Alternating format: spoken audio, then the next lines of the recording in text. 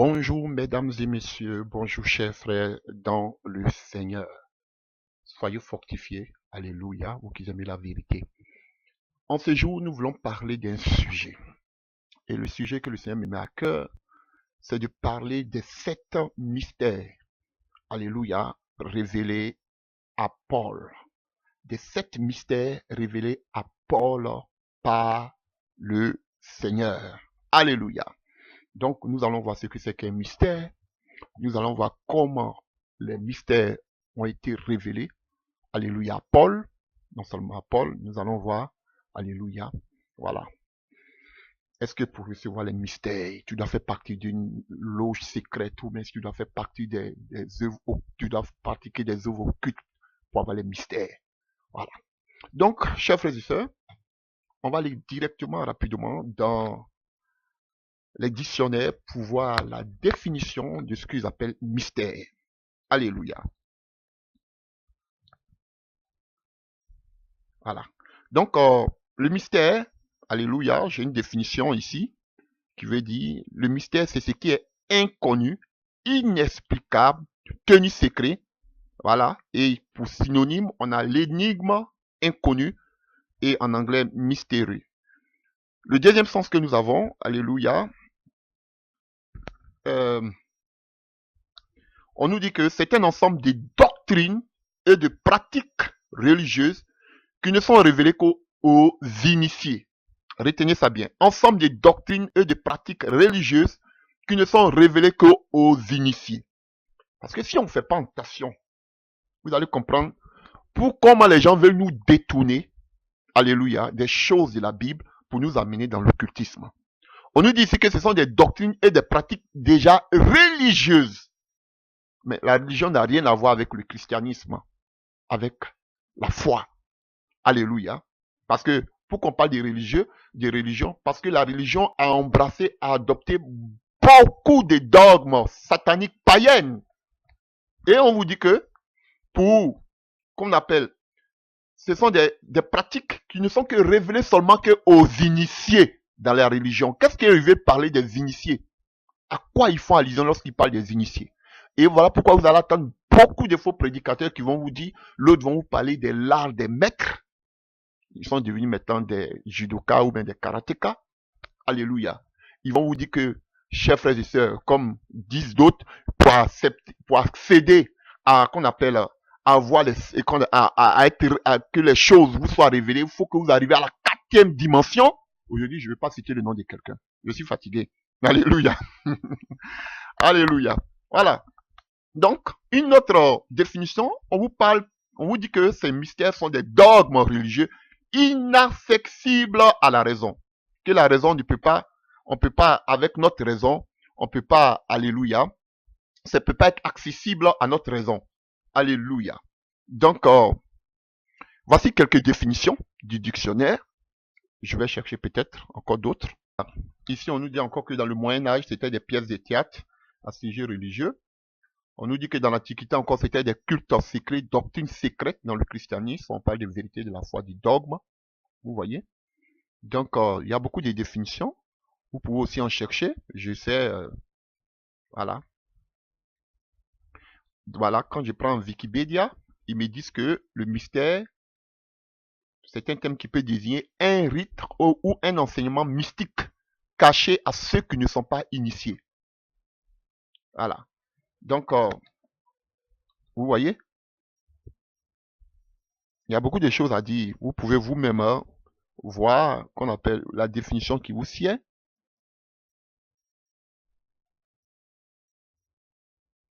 On dit l'étymologie du mot mystère est tirée du grec mysterion qui a été traduit par sacramentum à latin. Les sacrements chrétiens sont à la fois révélation de Dieu et source de vie. Voilà. Il y a beaucoup de définitions, hein. Donc, voilà. À chacun de voir, bon. Une autre définition antique concernant la religion. Enseignement secret expliqué aux seuls initiés. Alléluia. Rite lié au culte de certaines divinités. Mystère d'Isis et d'Oris, de Déméter, de Dionysos, Alléluia, de Samothrace, mystère ophique, plein de mystères. Voilà, qui sont des choses qui sont révélées. Il y a le mystère de l'incarnation, plein de conneries, mystère de la Trinité. Donc, la Trinité, même, c'est un mystère. Alléluia. Donc, il y a beaucoup de choses que je peux dire si c'est vous-même, vous pouvez chercher aussi cette définition. Je vois, hein, je cherche comme ça, comme vous. Alléluia. Je prends un peu de temps. Voilà. Pour chercher aussi avec vous. Ce qui est inaccessible à la raison humaine, ce qui est de l'ordre du surnaturel. Voilà. Comme beaucoup le disent ici. Ce qui est obscur, caché, inconnu, incompréhensible. Le mystère de la création, ainsi de suite. Chers frères et sœurs. Mais dans la Bible, quand on parle de mystère, tout simplement, on va voir les définitions, on parle de secret. On parle de secret. Alléluia. Donc, nous allons prendre notre Bible. Alléluia, rapidement. Et nous allons dans le livre, Alléluia, du Deutéronome 29 à partir du verset 29, que d'autres connaissent et d'autres pas. Alléluia. Deutéronome 29 à partir du verset 29. Alléluia.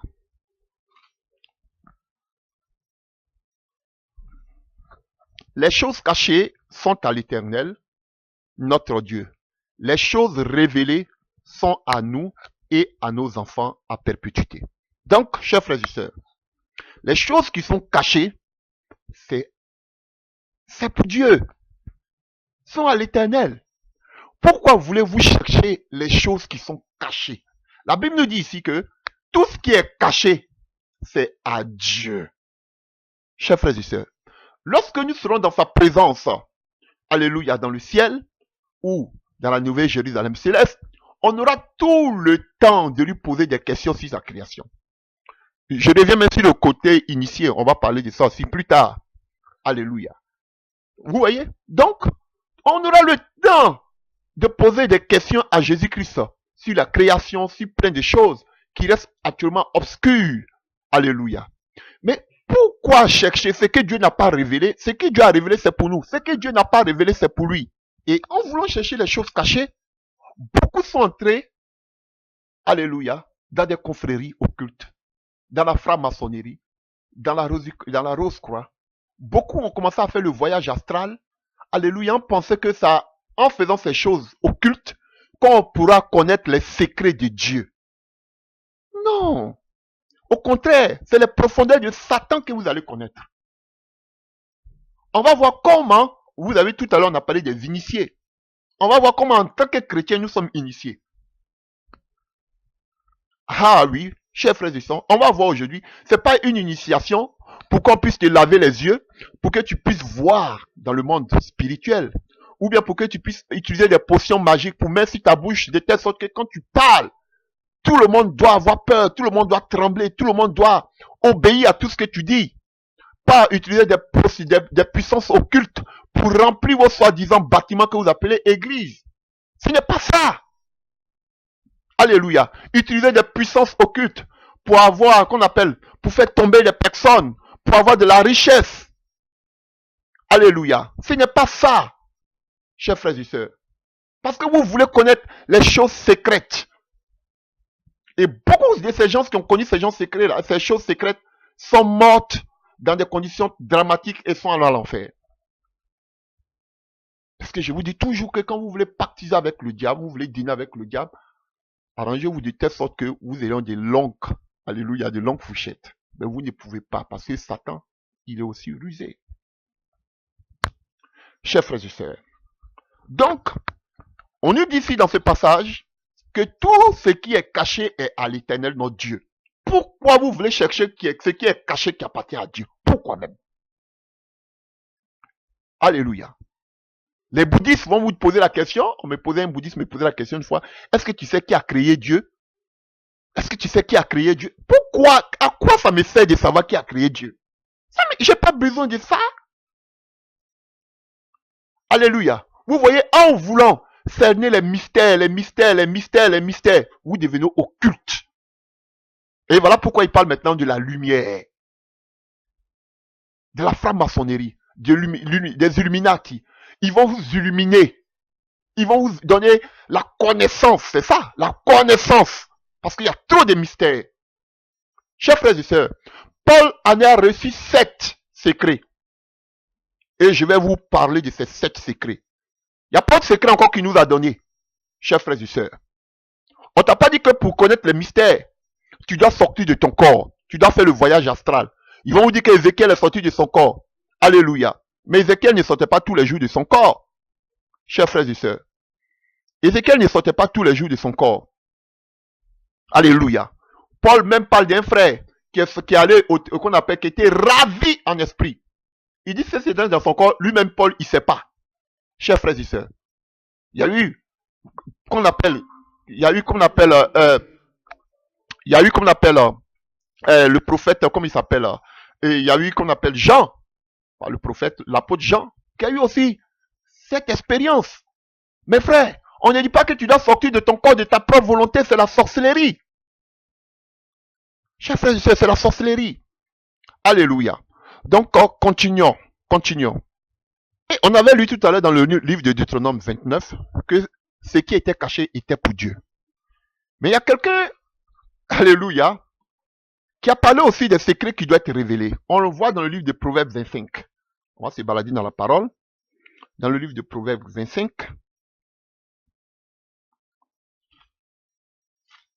Proverbes 25, à partir du verset 1. Voici encore des proverbes de Salomon, recueillis par des gens d'Ézéchias, roi de Juda. La gloire de Dieu, c'est de cacher les choses. Vous avez compris? On dit tout ce qui est, on a vu en Proverbe 29 que tout ce qui est caché, c'est pour Dieu. Et il nous dit ici, la gloire de Dieu, c'est de cacher les choses. Mais les hommes disent que ce que Dieu a caché là, eux, ils veulent découvrir. Et on rentre dans les profondeurs de l'occultisme, du satanisme. Alléluia. Mais, il y a un passage, le passage qui continue nous dit, mais la gloire des rois, c'est de sonder les choses. Vous comprenez? Chers frères et sœurs. Il doit sonder.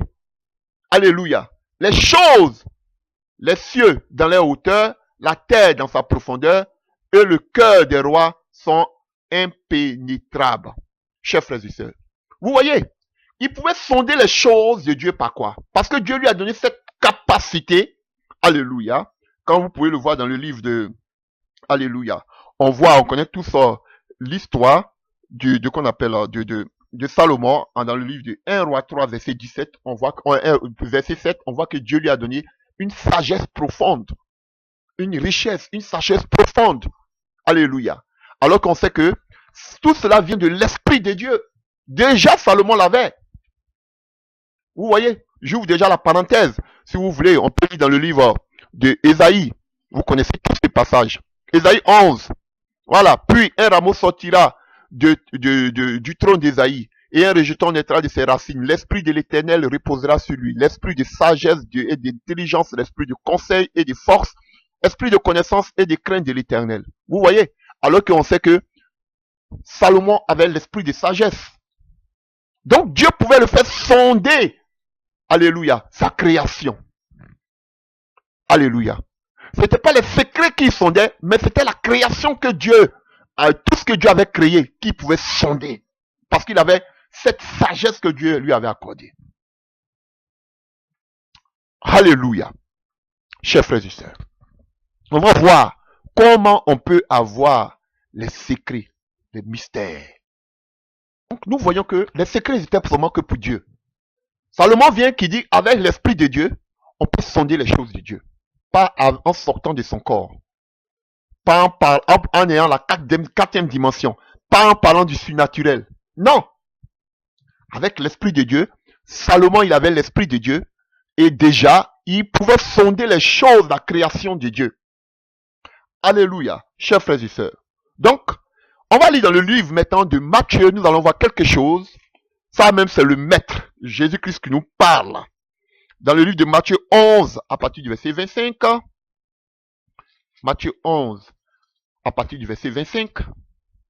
Que nous dit Jésus-Christ ici? En ce temps-là, Jésus prit la parole et dit, il priait, je te loue Seigneur, je te loue Père, Seigneur du ciel et de la terre, de ce que tu as caché ces choses aux sages, aux intelligents et aux intelligents, et de ce que tu les as révélés aux enfants. Oui, Père, je te loue de ce que tu l'as voulu ainsi. Toute chose m'a été donnée par mon Père, et personne ne connaît le Fils, si ce n'est le Père. Personne non plus ne connaît le Père, si ce n'est le Fils, et celui qui a le Fils veut le révéler. Donc, ici, Jésus nous dit que celui qui sait les choses cachées, c'est Dieu. Mais Dieu a donné le pouvoir à Jésus de révéler les choses cachées à qui? Aux enfants. Pas aux sages de ce monde. Pas aux intelligents de ce monde. J'écoutais quelqu'un, si une chaîne chrétienne, je ne veux même pas dire le nom, je ne veux même pas, alléluia, qui est un disciple d'un des gourous, alléluia, qui disait que pour toucher les grands de ce monde, alléluia, les grands, il faut être intellectuel. Je lui dis automatiquement que c'est la sorcellerie. Si vous êtes des professeurs agrégés des universités en droit, contentez-vous de votre droit. Ne dites pas que le droit a été appliqué par Daniel et par Joseph. C'est la sorcellerie. Vous, vos droits là, ça a commencé depuis combien de temps? C'est vous qui vous êtes inspiré de la Bible. Pas la Bible qui s'est inspirée de qu'on appelle des cours de droit. Alléluia. Même dans le marketing, on utilise la parole de Dieu pour faire le marketing. Parce que j'ai fait ces cours, chers frères et sœurs. Donc, ils nous disent que pour pouvoir toucher les, qu'on appelle les grands, les intellectuels, ou fait que nous-mêmes nous soyons intellectuels, c'est la sorcellerie. Le problème aujourd'hui, si vous avez un grand problème, vous les chrétiens, c'est parce que vous ne savez pas. C'est le complexe d'infériorité, c'est parce que vous ne vous êtes pas des audacieux. Frère, je peux marcher, je peux me tenir devant n'importe quel homme au monde, sans complexe. Chers frères et sœurs, Daniel s'est tenu, était devant Nebuchadnezzar en le respectant, mais il n'avait pas de complexe. Pourquoi? Parce qu'il avait l'esprit de Dieu en lui. C'est ça qui est votre problème, chers frères et sœurs. Tu n'as pas besoin d'être intellectuel, alléluia, pour pouvoir parler de la part de Dieu. Alléluia. Pourquoi? Parce qu'ils disent que non, ce sont des gens qui ne croient pas à la Bible, donc il faut partir sur les domaines pour pouvoir les parler. Chers frères et sœurs, c'est vous qui avez honte de la Bible devant ces païens. Frère, ces gens-là vont mourir. Ils n'ont rien que des diplômes. Frère, j'étais dans le milieu des grands. J'étais encore élève. Lorsque un de mes fils dans la foi était magistrat, je vous dis la vérité. Je lui posais même la question, mais comment tu arrives à juger les gens? Il me dit non, je regarde quand quelqu'un a causé un acte, un délit, je vois seulement dans le code pénal et je allez, je donne la sanction qu'il faut, voilà. Mais beaucoup d'hommes voulaient travailler avec et voulaient que je les juge parce que j'étais un peu souple. Chers frères et sœurs, j'ai vu des grands. Par la grâce de Dieu, j'ai baptisé un docteur en mathématiques qui a une école. Frère, je suis arrivé dans la maison d'une famille, d'une personne qui était ministre pendant 20 ans en Afrique. Mais quand tu arrives dans ces familles, ce sont des familles. Frère, les riches, les grands de ce monde sont les plus malheureux, les plus misérables. Frère, ne soyez pas complexés. Parce que vous aimez l'argent, ne soyez pas complexés devant ces grands. Ils sont malheureux. Et on vous dit que pour toucher ces gens-là, il faut que vous soyez des intellectuels. C'est la sorcellerie. Excusez-moi, mais je vais dire le nom de quelqu'un au moins. C'est un des disciples là, de la Côte d'Ivoire qui est professeur. Il est professeur dans 11 universités. Alléluia. Un des disciples de Mamadou Karambiri. C'est même si la chaîne Kazarima qui rencontre ces champs de choses. Moi, je m'en fous. Je vais le dire. S'ils sont des professeurs de 11 universités, comme on dit en Côte d'Ivoire, on ne fait rien avec. Ça ne tient qu'à eux. Ici, là, on parle de la Bible. On parle de comment toucher le monde entier. Et ces gens-là vont vous dire que quand ils voient des enseignements sur l'enlèvement, ils regardent et disent oui, Jésus revient. Et puis qu'est-ce qu'on fait avec? Maintenant, qu'est-ce qu'on a tenté de faire? Regardez-moi ces gens. Parce qu'ils ont des diplômes, ils sont gonflés jusqu'à dans la tête. Laissez-moi les parler un peu, chers frères et sœurs, avant de continuer l'enseignement. Mais qu'est-ce que... Alléluia. Mais Jésus vous a déjà donné la mission. Qu'est-ce qu'on fait pendant qu'on parle de l'enlèvement? Jésus a dit, allez partout le monde. Jusqu'à dans les hameaux, dans les villages. Au lieu de chercher à faire des programmes qu'on appelle à Paris pour dire toujours, oui, c'est ton année va changer, c'est une nuit de délivrance, de gloire, tout ça là. Prenez-vous, vous tous là, avec vos diplômes de droit, alléluia, de professeurs d'université, allez-y dans les villages annoncer l'évangile. Au lieu de venir donner qu'on appelle vos curriculum vitae, de venir donner qu'on appelle tout ce que vous faites, tout ce que vous enseignez dans le monde, nous on n'a que faire de ça. Que faire de ça? On n'est pas complexé par rapport à ça. Alléluia. Je suis complexé devant Pierre, devant Paul, parce que ce sont des gens, ce sont des serviteurs de Dieu. Mais je ne suis pas complexé devant un diplôme de quelqu'un. Et ces mêmes gens vont vous dire qu'ils croient à la terre, qu'on peut transmettre l'onction. Vous voyez, c'est comme ça qu'on vous transmet, alléluia, on vous transmet qu'on appelle des esprits mauvais. Je vous dis, je vais vous parler, je vais vous montrer ici. Dites-moi, quand, je vais pas aller vite en besogne, on parlera de ça tout à l'heure. Quand Samuel allait oindre David, David avait déjà l'esprit de Dieu en lui ou pas? Répondez-moi. Qui a oint Moïse? Qui a oint Abraham? Qui a oint Esaïe? Qui a oint Ézéchiel? Depuis le sein de l'homme, ils étaient déjà des oints. Quand Samuel va oindre David, c'est pour qu'il soit roi, c'est pas parce que pour qu'il soit prophète, parce que la Bible dit que David était un prophète. Abraham était déjà un prophète. N'est-ce pas? Puisqu'il a dit à Amalek, va, il va parler pour toi, il va prier pour toi, c'est un prophète. Chers frères et sœurs, tous ces gens, qui les a oints, ils étaient déjà oints. C'est comme ça qu'ils font pour vous transmettre la sorcellerie. Vous allez voir tout à l'heure on va lire tout à l'heure, vous allez voir que tous ces prophètes, depuis l'Ancien Testament, même avant l'Ancien Testament, ils étaient déjà remplis de l'Esprit de Dieu. Ils avaient déjà l'Esprit de Dieu en eux. Alléluia. Des disciples de Karambiri.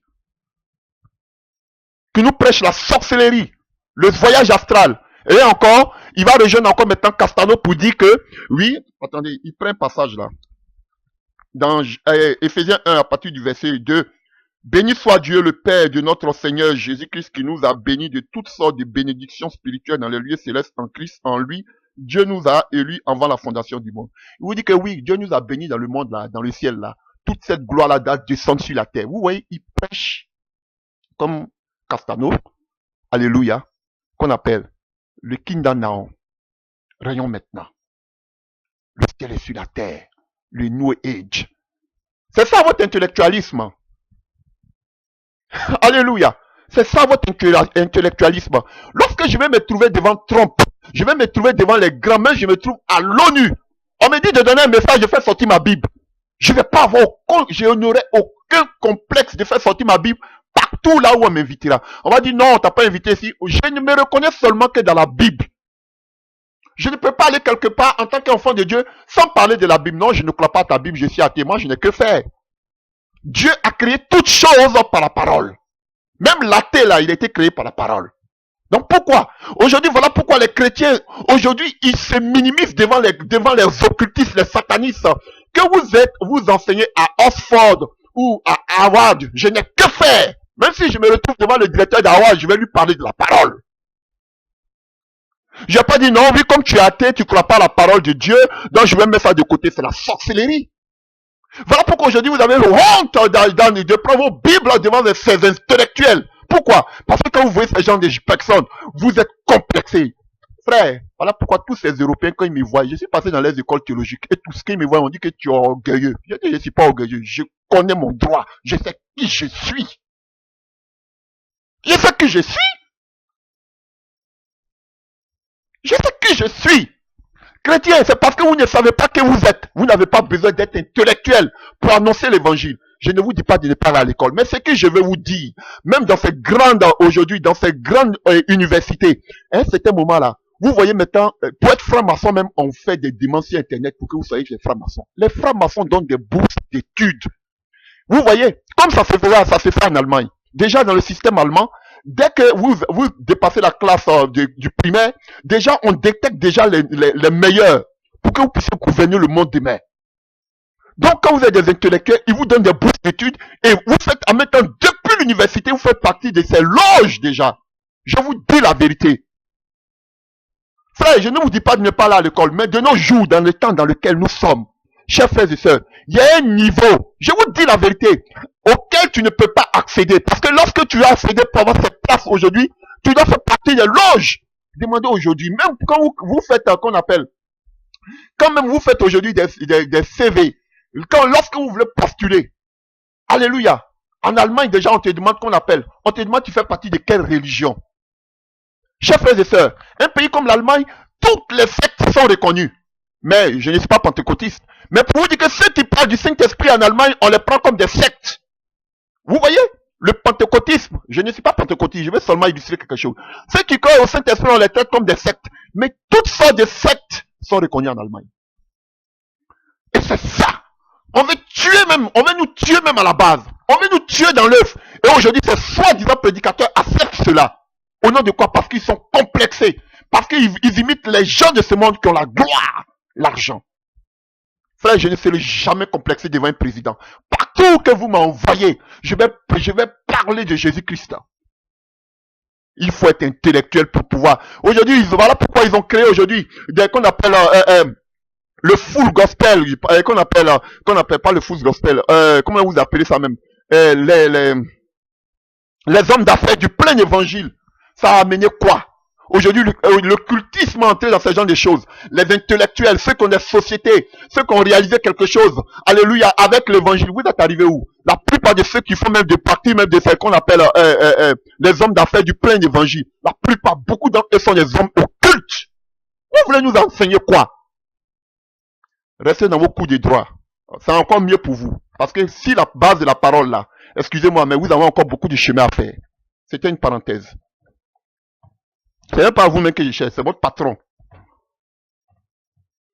Alléluia. C'était une parenthèse. Chers frères et sœurs, donc on continue. Frère, il y a un niveau auquel vous ne pouvez plus accéder. Non, je vais être ministre. Non, je vais être chercher à être président. Frère, tous ces gens-là sont pro. Vous ne pouvez pas comprendre combien de témoignages nous on a entendus. Déjà, même pour avoir un travail, même, on te demande d'abord de faire partie aujourd'hui. Faut être réseau chrétien, faut être franc-maçon pour avoir tel boulot, tel poste. Pour être directeur général d'une société, on te demande d'abord d'être franc-maçon. Ça se fait. Aujourd'hui, il y a des postes auxquels vous ne pouvez plus accéder. Et on vous dit d'être intellectuel pour pouvoir toucher les intellectuels. Par les intellectuels qui sont malheureux. Alors que moi, j'ai l'Esprit de Dieu qui m'a donné l'intelligence, la sagesse. Alléluia. J'ai l'esprit, le même esprit qui était en Daniel, je l'ai ça. Et je dois être complexé devant ces grands. Mais vous êtes perdus, vous là. Perdus. Voilà pourquoi vous êtes en train de lécher les pieds de tous ces grands de ce monde. Moi, je ne suis pas de ce monde. Nous voyons que Jésus-Christ a caché ces choses, ces révélations, ces mystères aux grands de ce monde, aux sages de ce monde. Et il les a révélés à qui? Aux tout petits, aux enfants de Christ que nous sommes. Alléluia. C'est à nous, à l'église, que Dieu a révélé ces genres de choses. C'est pas aux sages, aux intelligents de ce monde. Et on vous dit que pour pouvoir toucher les sages et les intelligents de ce monde, il faut être sage et intelligent comme eux. Ça, c'est la sorcellerie. Jésus a révélé cela aux tout petits que nous sommes, aux chrétiens. C'est parce que vous ne savez pas qui vous êtes, que vous vous comportez. Alléluia, vous n'êtes pas audacieux. Parce que quand vous allez voir un grand, respectez-les. Mais je n'ai peur de personne. J'ai peur seulement que de Dieu. Amenez-moi devant qui que ce soit. Je leur dirai ce que je pense. En fonction de la parole de Dieu. Soyez des chrétiens audacieux, chers frères et sœurs. Alléluia. On n'a que faire de vos diplômes. Alléluia. Alléluia. Donc, Jésus-Christ a révélé ce genre de choses. On a dit que c'était caché. Et qu'on appelle, on voit maintenant que les choses qui étaient cachées, Dieu maintenant par Jésus les révèle à l'église. Alléluia. Mais comment maintenant Dieu par Jésus-Christ révèle cela à l'église? C'est ce qu'on va voir. On va voir d'abord comment on peut déceler les secrets, le mystère. Alléluia. D'autres vont vous dire qu'il faut sortir de votre corps, voyage astral. Il faut le surnaturel. D'autres vont vous dire qu'il faut atteindre la 4e dimension. C'est la sorcellerie, tout ça. Frère, on va voir en tant que chrétien. D'autres vous posent des questions, mais comment? On va vous donner la réponse aujourd'hui. Jésus, c'était caché dans le livre de Matthieu, de Deutéronome 29. Ici maintenant, Jésus dit qu'il les révèle aux tout petits que nous sommes, aux chrétiens. Pas aux sages, aux grands de ce monde. Non, mais à nous, à l'église. Mais comment il les révèle? C'est ce qu'on va voir. Alléluia. Maintenant, allons-y voir. Alléluia. La parole de Dieu. Merci Jésus. Prenons dans le livre de 1 Corinthiens 2, à partir du verset 9. À partir du verset 9. Mais comme il est écrit,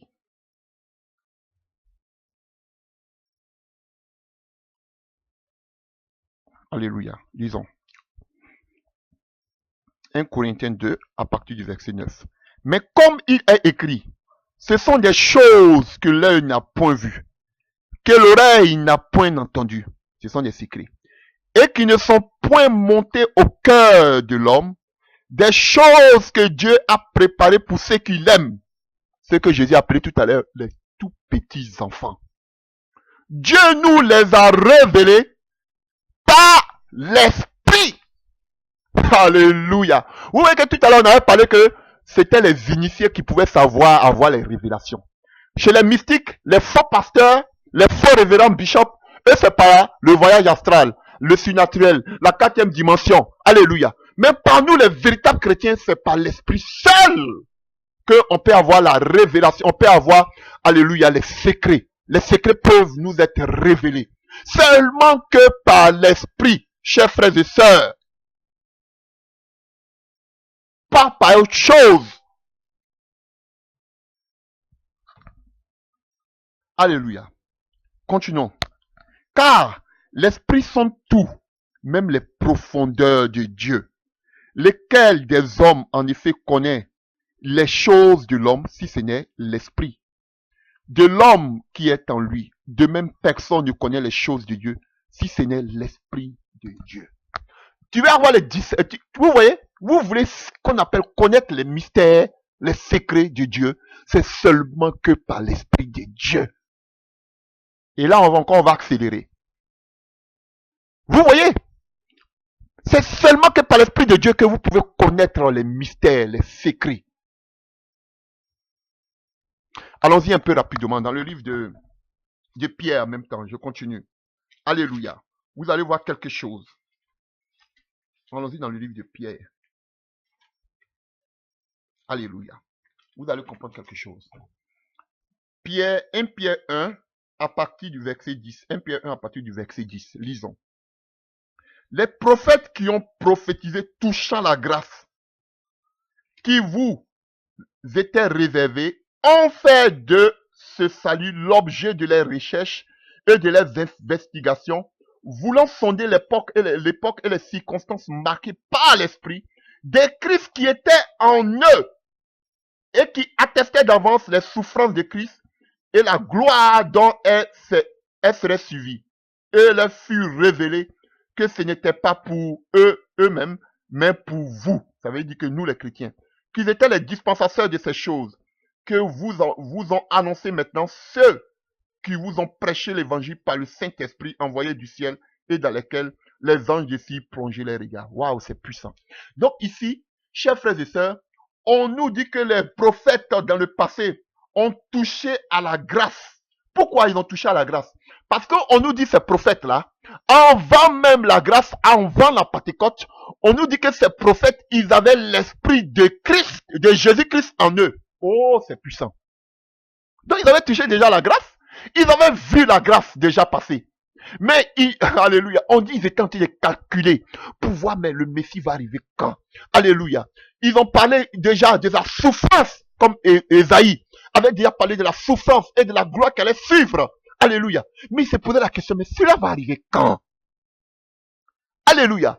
Mais on nous dit que ces gens-là, ils n'étaient même pas encore sur la grâce, mais ils avaient l'esprit, on dit même pas l'esprit de Dieu, on dit qu'ils avaient l'esprit de Jésus-Christ en eux. Alléluia. Ils étaient encore sous la loi, d'autres même avant la loi, mais ils avaient l'esprit de Jésus en eux. Père, frère, excusez-moi, écoutez-moi. Abraham avait l'esprit de Dieu, puisqu'il a vu déjà Melchisédek. Lorsque Dieu partait détruire Sodome et Gomorrhe, Dieu a parlé avec lui. Il avait déjà l'esprit de Jésus en lui. Jésus même dit que Abraham même a tressailli, il voulait voir ce temps, mais il n'a pas pu le voir. Donc, Abraham était un prophète. Alléluia. Donc déjà, on voit même, et qu'on appelle, comment il s'appelle, Joseph. Il avait déjà des songes où il voyait l'échelle. Il voyait déjà Christ. J'ai dit Joseph et Jacob. On a vu aussi Joseph qui avait des songes. Ils avaient déjà l'Esprit de Dieu en eux. Comme je vous disais, David, il avait, quand il était dans la forêt en train de tuer ou c'est puis chose qu'on appelle, ou c'est puis, et puis lion. Il n'avait pas l'onction en lui. Si, il avait déjà l'onction en lui. L'onction que Samuel lui a donnée, c'était seulement pour la royauté. Ces gens-là avaient l'Esprit de Dieu déjà en eux, chers frères et sœurs. Donc, ils pouvaient déjà cerner les choses de Dieu. Avoir la révélation, avoir déjà, qu'on appelle, ils étaient déjà révélés par rapport au mystère de Dieu, au secret de Dieu. Et voyons, Daniel 5, à partir du verset 12. Daniel 5, à partir du verset 12. Alléluia. Alléluia. À partir du verset 11. Il y a dans ton royaume, c'est la femme qui parle. Verset 10. La reine, à cause des paroles du roi et de ses grands, entra dans la salle du festin et prit ainsi la parole. Elle dit, ô roi, vis éternellement. Que tes pensées ne se trouvent pas et que ton visage ne se change pas en couleur. Il y a dans ton royaume un homme qui a en lui l'esprit des dieux saints. Et du temps de ton père, on trouve chez lui des lumières, de l'intelligence et une sagesse semblable à la sagesse des dieux. Aussi le roi Nebuchadnezzar, ton père, le roi, ton père, l'établit chef des magiciens, des astrologues, des chaldiens, des devins, parce qu'on trouva chez lui, chez Daniel, nommé par le roi Belshazzar, un esprit supérieur de la science, de l'intelligence, de la faculté d'interpréter des songes, d'expliquer des énigmes et de résoudre les questions difficiles. Que ce Daniel soit donc appelé et il donnera l'explication. Et on vous dit, avec toute cette grâce que nous avons, en tant qu'enfant de Dieu, vous le voyez aussi dans le livre d'Ésaïe 11, à partir du verset 1, on vous dit de devenir des intellectuels pour toucher des intellectuels. Vous êtes perdus, même si vous êtes des apôtres. Alléluia. Parce que Daniel, là, vous allez me dire, oh, Daniel, lui, il a fait, oui, il faisait partie qu'on appelle de la royauté de Juda. Mais est-ce qu'il avait des diplômes qu'il avait? Il avait l'esprit de Dieu. Elle-même, la femme, là, elle-même, elle dit, il avait l'esprit supérieur. Et nous, le Dieu dit de Daniel, c'est notre Dieu. L'esprit qui était en Daniel était en nous. Et aussi en nous. Et qu'est-ce que vous dites? On n'a qu'à laisser tout ça là, on n'a qu'à être intellectuel. Non, c'est la sorcellerie. Ça ne m'étonne pas de vous. Parce que c'est la même bande. Blanc, bonnet, bonnet blanc. Blanc, bonnet, blanc, blanc, bonnet, bonnet blanc. C'est la même chose là. Les oiseaux du même plumage. Alléluia. Voilà. Donc, chers frères et sœurs, il avait un esprit supérieur. De quel esprit supérieur on parle? On parle de l'esprit de Dieu. C'est même esprit aussi qui était avec Salomon. Parce que c'est Dieu qui lui a donné aussi cette sagesse. Alléluia. Et ce sont les 7 esprits de Dieu que nous voyons en Ésaïe 11. Ces mêmes esprits-là, ce même esprit-là, le Saint-Esprit, nous l'avons. L'église, on vous parle des initiés, non? Voilà. Et nous sommes initiés en tant que chrétiens, pas en sortant du corps, en voyageant, comme ceux qui disent que je sors tous les jours. Alléluia. Pas en atteignant la quatrième dimension. Alléluia. Ou bien en partant dans le surnaturel. Tout ça, c'est des conneries. Frère, nous sommes initiés par le Saint-Esprit. Initiés par le Saint-Esprit. Seulement que le Saint-Esprit. C'est par l'Esprit de Dieu qu'on appelle découvrir les mystères de Dieu. Seulement que par le Saint-Esprit. Bande de sorciers. Seulement que par le Saint-Esprit. Alléluia. Et maintenant, par le Saint-Esprit, on va voir comment le Saint-Esprit agit maintenant pour nous donner les mystères cachés. Maintenant, on va voir. Alléluia. Frère, tous ceux qui vous parlent de consécration, on va te consacrer, on va mettre une frère. On mettait une sur la tête de toutes ces personnes dans l'Ancien Testament, que ce soit les prêtres, les rois, que ce soit les sacrificateurs, tout ça là, les prophètes, chers frères et sœurs, parce que le Saint-Esprit n'était pas encore révélé. Mais ils avaient, la Bible nous dit que quand même, ils avaient l'Esprit de Christ en eux. Alors, mais quand l'Esprit de Dieu est là, vous allez encore faire, oui, vous allez aller prendre encore bassine d'huile pour mettre sur tête de qui? C'est des conneries tout ça, frère. Chers frères et sœurs, voyons, on a vu que Daniel avait l'esprit supérieur, l'esprit de Dieu. On a vu parler dans le livre de 1 Pierre que tous ces prophètes de l'Ancien Testament avaient l'esprit de Jésus en eux. Alléluia. Ça vous bouleverse, mais c'est la vérité. Donc, regardez, ils ont touché la grâce. Parce que, en principe, c'est sous la grâce qu'on avait l'esprit en nous. Mais eux, ils avaient déjà l'esprit en eux. Donc, ils avaient touché déjà la grâce. Mais Isaïe avait déjà prophétisé sur la mort, sur la résurrection. Il avait déjà prophétisé sur beaucoup de choses. Donc, ils étaient en train de voir, mais quand cela va arriver, même Jésus dit que même Abraham même cherchait à voir ce temps-là. Alléluia. Et les pharisiens ont dit, mais toi, tu n'as même pas encore 30 ans. Toi, tu as déjà vu Abraham. Tu n'as même pas encore 40 ans, je crois. Alléluia. Tu as déjà vu Abraham. Alléluia.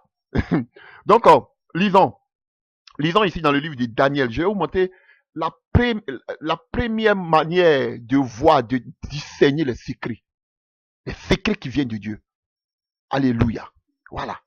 C'est pas en sortant de son corps. Voilà. La première manière d'avoir ce qu'on appelle, d'avoir les secrets. De la première manière par laquelle les secrets peuvent être révélés. Voilà. Ainsi, ça, comme ça, c'est mieux. Alléluia. Bien agencé. Daniel 2. Daniel 2. Daniel 2. À partir du verset 16. Daniel se rendit vers le roi et il pria de lui accorder un temps pour donner au roi l'explication. Ensuite, Daniel alla dans sa maison et il instruisit de cette affaire Anania, Michaël et Azaria, ses compagnons, les engagea à implorer la miséricorde du Dieu des cieux afin qu'on ne fît pas périr Daniel et ses compagnons avec le reste des sages de Babylone. Continuons. Et Daniel, alléluia, alors, où j'étais, revenons, il en parla à ses compagnons, afin qu'on ne fît pas périr Daniel et ses compagnons avec le reste des sages de Babylone. Alors le secret fut révélé à Daniel. Vous avez vu? Le secret, le mystère. Alléluia. Parce qu'il avait eu un songe. Donc alors le secret fut révélé à Daniel dans une vision. Alléluia. Daniel était un homme de vision. Une vision pendant la nuit. Regardez, lisez tous les livres de Daniel. Il avait des visions. Plein de visions. C'est pas mon thème aujourd'hui. Pendant la nuit. Et Daniel bénit le Dieu des cieux. Daniel prit la parole et dit, béni soit le nom de Dieu. D'éternité en éternité, à lui appartient la sagesse et la force. C'est lui qui change les temps et les circonstances, qui renverse ce qui est établi des rois, qui donne la sagesse aux sages et la science à ceux qui ont de l'intelligence. Il révèle, c'est ça, vous voyez? Il révèle ce qui est profond et caché. C'est ça. C'est pas la magie. C'est pas sortir de son corps ou bien qu'on va laver tes yeux. C'est pas ça. Chers frères et sœurs, c'est le Saint-Esprit qui révèle ce qui est caché. Alléluia. Il connaît ce qui est dans les ténèbres et la lumière demeure avec lui. Chers frères et sœurs. Et on continue à partir du verset 27. Daniel répondit en présence du roi et dit, ce que le roi demande est un secret, que les sages, les astrologues, les magiciens et les devins ne sont pas capables de découvrir au roi. Mais il y a dans les cieux un Dieu qui révèle les secrets et qui a fait connaître au roi Nebuchadnezzar ce qui arrivera dans la suite des temps. Chers frères et sœurs, il n'y a que seulement l'esprit de Dieu. Il y a les devins aujourd'hui qui sont remplis, ces faux prophètes. Frère, il n'y a que l'esprit de Dieu qui peut vous révéler les mystères. Par quoi? Par les songes. On voit Daniel, comment Dieu a travaillé avec Daniel par les visions. Par les songes et par les visions. Voici le canal par lequel le Saint-Esprit révèle les mystères. Alléluia. Et nous verrons maintenant un autre canal par lequel le Saint-Esprit aussi révèle les mystères. On a vu que déjà c'est le Saint-Esprit qui révèle, c'était les choses cachées, scellées, mais seul le Saint-Esprit peut le déceler et Jésus a voulu que cela soit révélé pas aux sages et aux grands de ce monde, mais à nous les chrétiens, qui sommes initiés par le Saint-Esprit, nés de nouveau, nés d'en haut. Pas les religieux. Alléluia. Et une deuxième chose, une deuxième manière par laquelle le Saint-Esprit révèle les mystères. Alléluia. Nous allons prendre quelques passages. Alléluia. Dans le Nouveau Testament. Là, on tombe maintenant sur Paul. Alléluia. Merci Seigneur. Directement dans le livre des Galates. Galates 1. À partir du verset 11. Je vous déclare, frère, que l'évangile qui a été annoncé par moi n'est pas de l'homme. Car je l'ai ni reçu, il n'a pas reçu qu'on appelle, il n'a pas reçu ce qu'il a enseigné. Il ne l'a pas appris à l'école théologique, ni appris d'un homme, mais par une révélation. Ah, alléluia. Le deuxième aspect, le Saint-Esprit, non seulement il se révèle, il révèle les mystères par des visions et des songes, il révèle encore les mystères par des révélations. Alléluia. Mais pas une révélation de Jésus-Christ. Alléluia. Donc, et vous pouvez lire, alléluia, donc pas une révélation, vous savez, vous avez su, en effet, quelle était autrefois ma conduite dans le judaïsme, comment je persécutais à outrance et ravageais l'église de Dieu, comment j'étais plus avancé dans le judaïsme que beaucoup de ceux de mon âge et de ma nation, étant animé d'un zèle excessif pour les traditions de mes pères. Mais lorsqu'il plut à celui qui m'avait mis à part depuis le sein de ma mère, vous voyez, depuis le sein de sa mère, et qui m'avait appelé par sa grâce de révéler à moi son Fils, alléluia, vous pouvez vous-même continuer. Donc, Paul dit que c'est par la révélation qu'il a reçu, alléluia, l'évangile qu'il nous a annoncé. On va voir quel évangile Paul nous a annoncé. Donc, tout ce que je vais vous dire, les mystères, c'est par révélation que Paul a reçu ces révélations. Et il a reçu 7. Au verset 2 de Galates. Et 14 ans après, je montais de nouveau à Jérusalem avec Barnabas, ayant aussi pris Tite avec moi. Et ce fut d'après une révélation que je montais. Et je l'ai exposé l'évangile que je prêche parmi les païens. Vous voyez? Donc, le deuxième type de canal par lequel nous pouvons recevoir les mystères puissent nous être révélés. Non seulement il y a le songe, mais il y a encore quoi? La révélation. Chers frères et sœurs. Donc, nous voyons maintenant dans le livre de Galates 2 à partir du verset 1. Galates 2, nous venons à peine de le lire, chers frères et sœurs. Donc, c'est par révélation. Allons rapidement dans le livre de 2 Corinthiens 12 à partir du verset 7. 2 Corinthiens 12 à partir du verset 7. Et pour que je ne sois pas enflé d'orgueil à cause de l'excellence de ces révélations, il m'a été mis une écharpe dans ma chair. Il avait tellement de révélations excellentes, alléluia, parce que quand il s'est converti, automatiquement, il allait dans le désert de l'Arabie. Il n'est pas allé consulter ceux qui étaient avancés, qui étaient apôtres avant lui. Alléluia, mais il allait directement dans le désert de l'Arabie et Dieu l'a enseigné. Et il dit que tellement qu'il avait l'excellence dans les révélations, il avait tellement de révélations authentiques que Dieu était obligé de mettre une écharpe dans son corps pour ne pas qu'il puisse s'enorgueillir. D'autres parlent qu'il avait un mal, il avait une déformation, d'autres disent qu'il avait mal à l'œil, on ne sait pas exactement de quoi souffrait Paul. Et tout cela à cause de quoi? Parce qu'il avait des révélations authentiques. Donc Dieu ne voulait pas qu'il s'enorgueillisse. Voilà pourquoi Dieu a permis cela. Alléluia. Donc, voici les deux canaux par lesquels nous pouvons recevoir alléluia, l'explication des mystères. Les songes qui viennent d'abord du Saint-Esprit, mais le Saint-Esprit le fait par les songes, les visions, et par quoi? Et par des révélations. Il y a des cas où des gens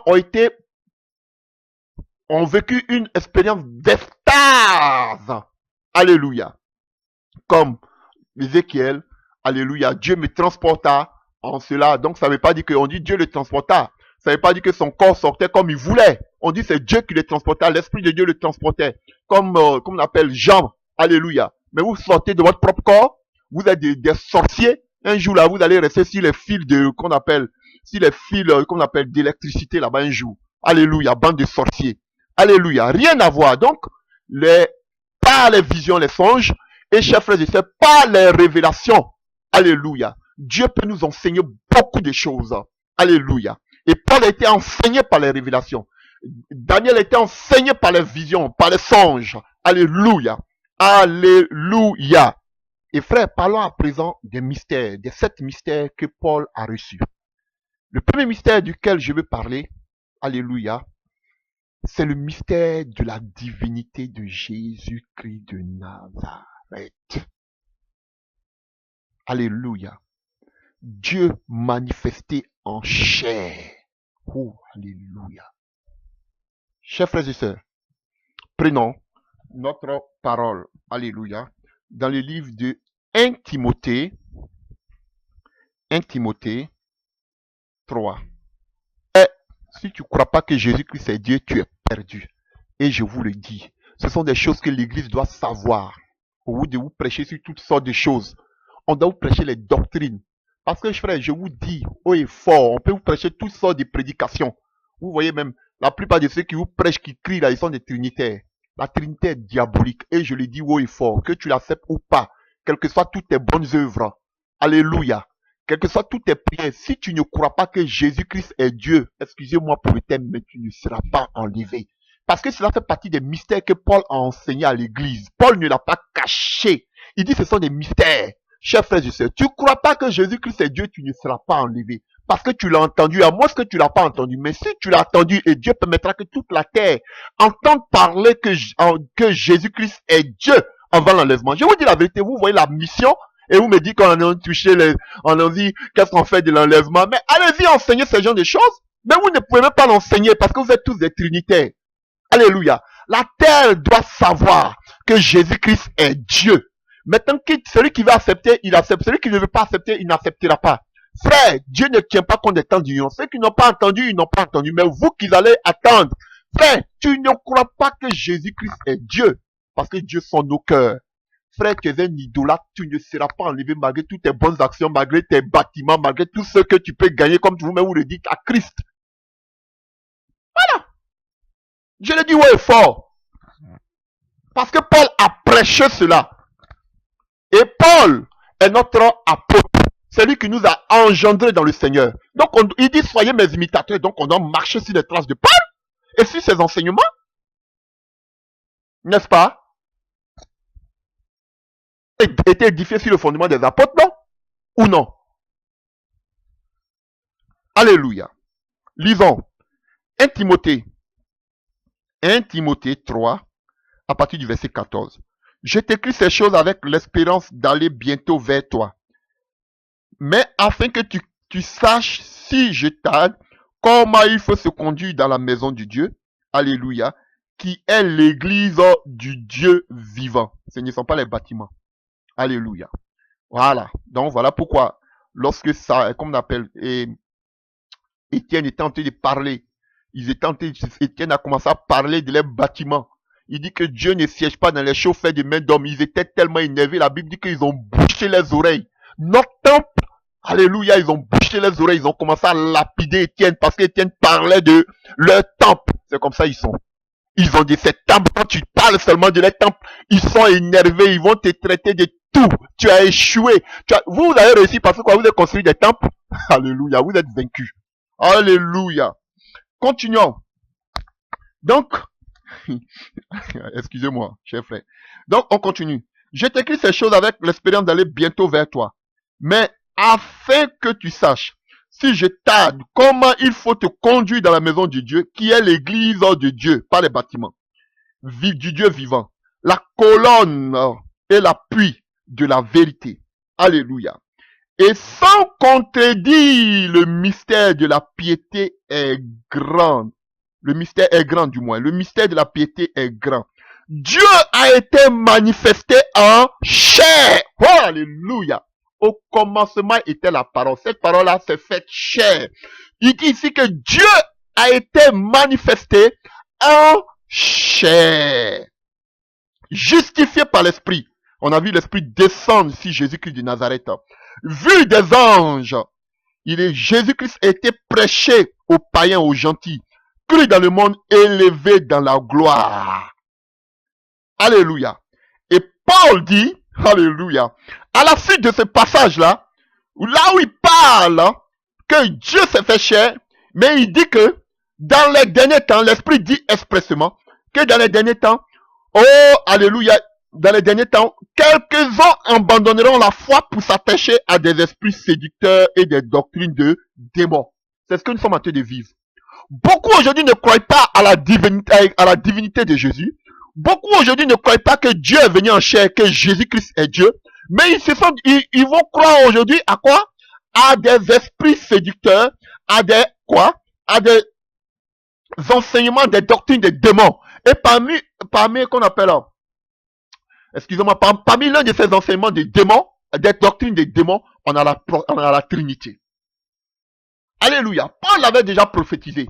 Donc, Paul dit que la Trinité était quoi? C'est une doctrine des démons.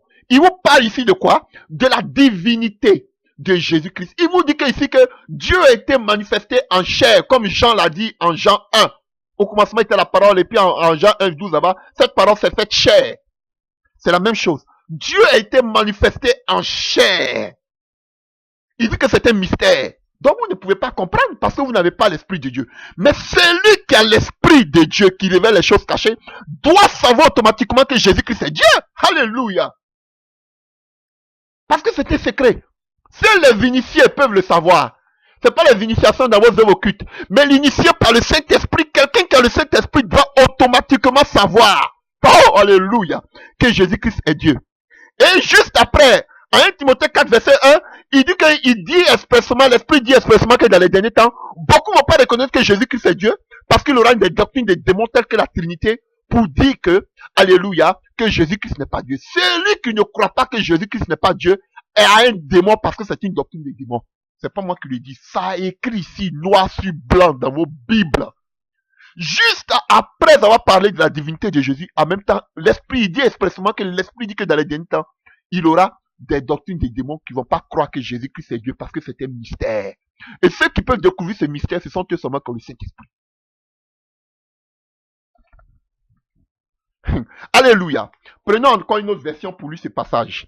Alléluia. Je prends une autre version. 1 Timothée 3. Alléluia.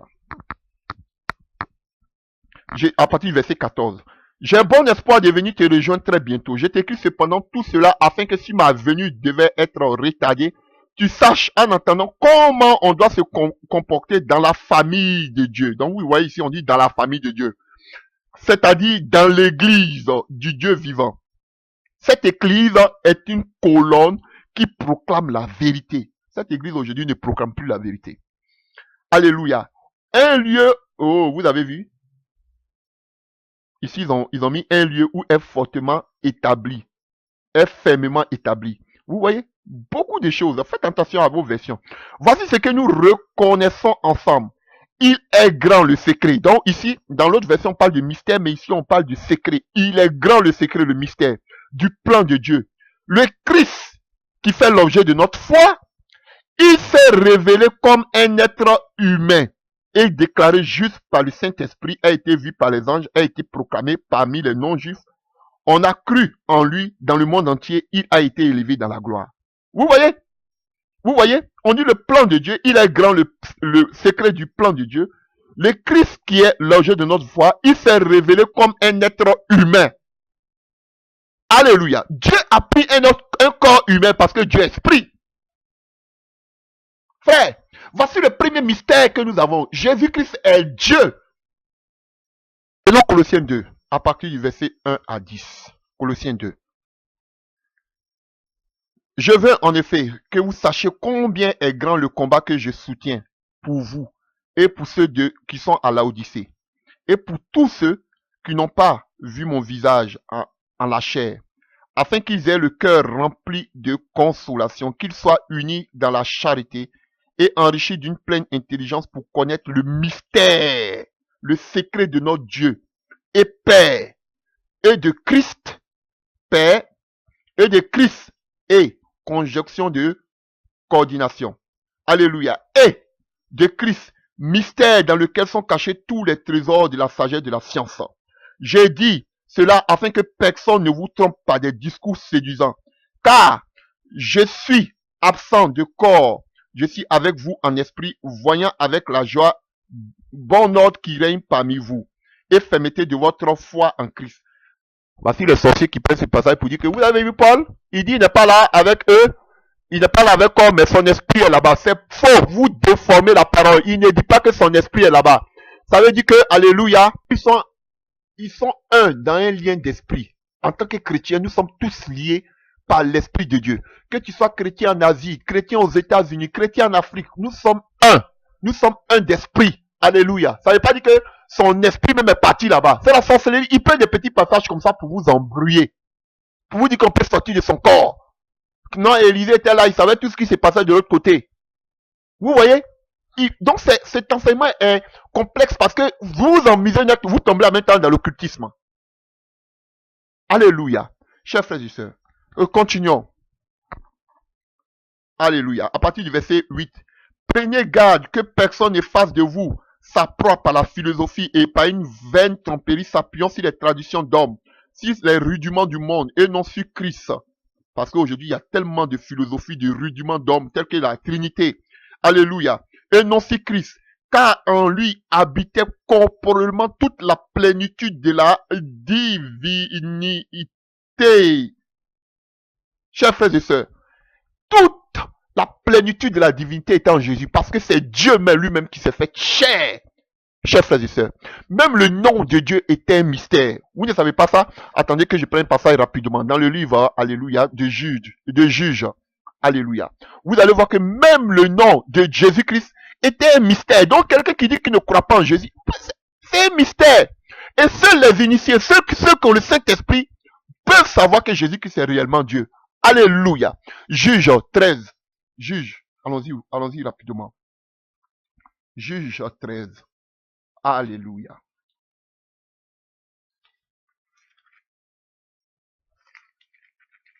Juge 13. À partir du verset 18. Alléluia.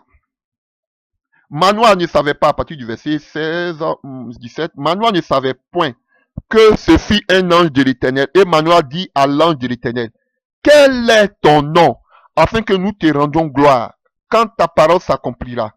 L'ange de l'Éternel lui répondit, pourquoi demandes-tu mon nom? Il est merveilleux. Alléluia. Donc, l'ange de l'Éternel, son nom est mystérieux. Dans d'autres versions, vous allez voir, il va te dire que son nom est un mystère, son nom est mystérieux. Et c'est ce mystère-là que Dieu a révélé à Paul pour savoir que l'ange de l'Éternel, c'était Dieu lui-même. Pour savoir que Christ, c'était Dieu fait chair. C'est un mystère. Et Jean en a parlé parce que Jean aussi avait le même esprit que Paul. Frère, voici le premier mystère que Paul a reçu. Alléluia, j'ai pris ça comme ça, c'est pas, bon voilà, j'ai commencé déjà par le livre de Colossiens là-bas, et alléluia, Timothée, alléluia, donc c'est par là que je voudrais, et il donnait ces coups-là, il donnait cette révélation-là à qui? À son fils Timothée. Frère, Timothée, tu dois savoir que Jésus-Christ est Dieu. Cher frère, et Timothée aussi, ainsi de suite, jusqu'à nous, ceux qui ont l'Esprit de Dieu doivent savoir aussi que Jésus-Christ est Dieu. Celui qui dit qu'il y a Dieu le Père, Dieu le Fils, Dieu le Saint-Esprit, c'est une doctrine des démons. Ça veut dire que tu n'as pas l'Esprit de Dieu.